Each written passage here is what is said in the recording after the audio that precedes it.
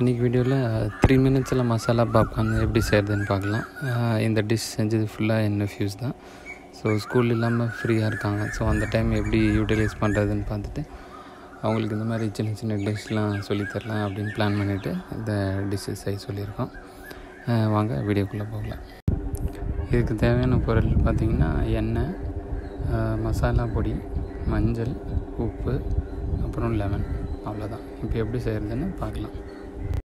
இதுக்கு ஃபஸ்ட்டு நம்ம mix ready பண்ண போகிறோம். அதுக்கு ஒரு சின்ன பவுலில் 2 ஸ்பூன் ஆயில், அப்புறம் ஒரு 1/4 டீஸ்பூன் சால்ட்டு,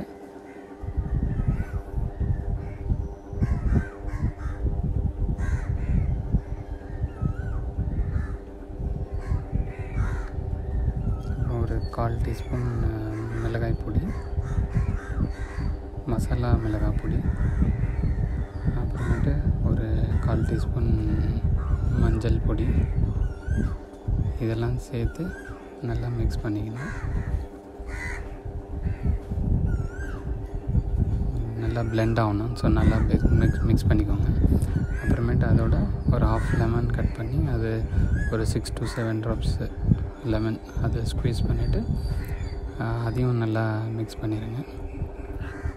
ஒரு மிக்சர் மாதிரி வந்துடும். ஸோ இந்த மிக்சர் ரெடி. இதுக்கப்புறம் ஸ்டவ்வில் குக்கர் வச்சுட்டு குக்கர் நல்லா சூடானதும் நம்ம ரெடி பண்ணி வச்சுருந்த மிக்ஸை வந்து அதில் போட்டுடணும். போட்டு அது கொஞ்சம் நேரம் நல்லா ஹீட் ஆகணும்.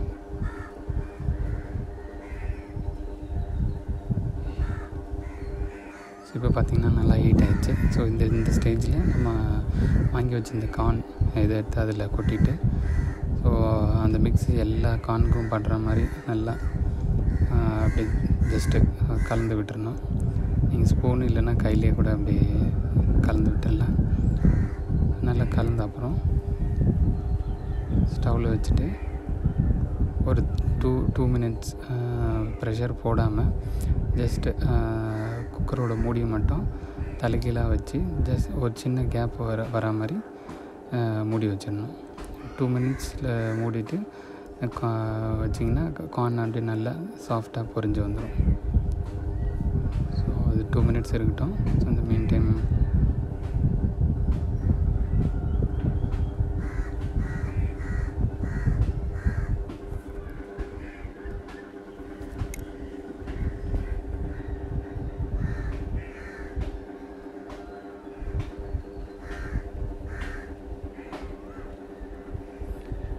ஆயிடுச்சு. இப்போ பார்த்திங்கன்னா சாஃப்ட் கார்ன் ரெடி.